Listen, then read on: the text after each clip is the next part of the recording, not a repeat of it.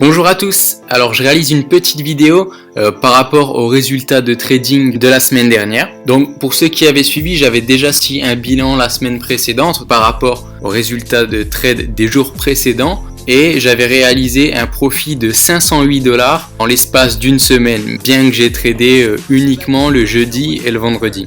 Donc la semaine dernière, j'ai encore traité la paire GBP/USD sur le broker eToro. Donc j'ai une nouvelle fois appliqué ma stratégie de trading en range. Alors pour cela, j'ai tout simplement tracé des ranges avant et pendant ma session de trading qui commence à 8h du matin. Donc ici, on a la journée du 18 septembre. J'ai tracé un range qui a eu lieu pendant la nuit.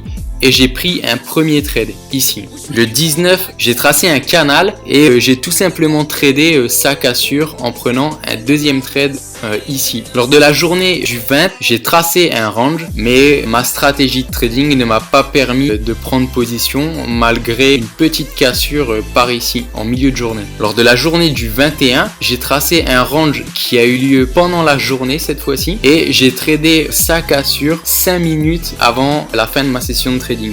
J'ai pris position à 16h55. Et enfin, lors de la journée du 22, j'ai tracé un range qui a commencé dans la nuit du 21 au 22. Ce range a été prolongé durant la session de trading et j'ai tradé sa cassure par ici. Alors je vous rappelle que je trace les ranges en unité de temps M30 et je me reporte sur le graphique M5 afin d'étudier le graphique à plus court terme et de prendre position sur cassure du range ou de canaux. Donc maintenant on va se rendre sur l'historique de trading. Alors le premier trade que j'ai réalisé, ici j'ai vendu la paire GBP/USD du 18 septembre. Je me suis positionné à la vente à 9h20 au cours de 1,3565. Je suis sorti à peu près une demi-heure plus tard en réalisant une plus-value de 16 pips net, c'est-à-dire après déduction du spread par eToro. Vous pouvez voir que j'ai spéculé avec une position de 340 $ en levier 400, ça me permet de réaliser un trade à 10 $ le pips. J'ai paramétré ici un stop loss de 10 pips. C'est-à-dire que dans le pire des cas, si le cours se retournait contre mon pronostic, eh bien j'encaissais une perte de 100 $. Le second trade, lors de la journée du 19, c'est la même chose, 340 $ levier 400, mais avec un stop loss de 10 pips, ça me fait 100 € de perte au maximum. Donc sur mon capital de 3200 $, ça équivaut à peu près 3%. Donc là, j'ai pris position à la vente, toujours à 10h05. Mon trade a duré environ 30 minutes et j'ai réalisé un profit de 31 pips, ce qui m'a permis de réaliser 312 $ de profit sur ce trade. Donc c'était le meilleur trade de la semaine. Ensuite, lors de la journée du 21, je me suis positionné à l'achat 5 minutes avant ce qui était censé être la fin de ma session de trading. Je suis resté en position une vingtaine de minutes. J'ai tradé ici à 5 $ le pips. J'ai constaté plus de volatilité.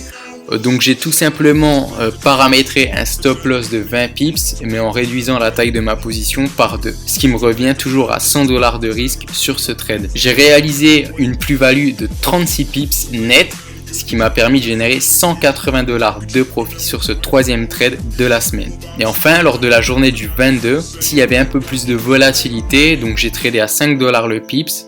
J'ai pris une position dans l'après-midi qui a duré à peu près 30 minutes. J'ai généré 32 pips de gain, donc 32 pips x 5 $, ça me donne environ 160 $ de profit sur ce quatrième et dernier trade.